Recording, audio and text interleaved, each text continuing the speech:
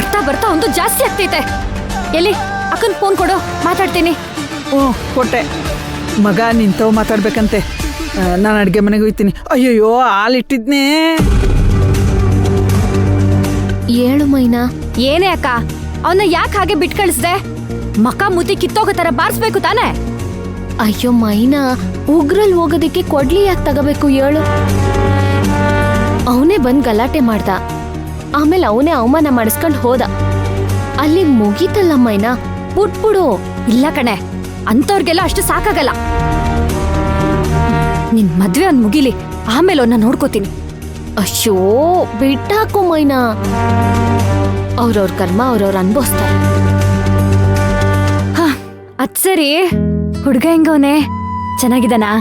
ನಿಂಗ್ ಹಿಡ್ಸಿದ್ನಾ? ನಿನ್ ಜೊತೆ ಚೆನ್ನಾಗಿ ಮಾತಾಡ್ಸಿದ್ನಾ?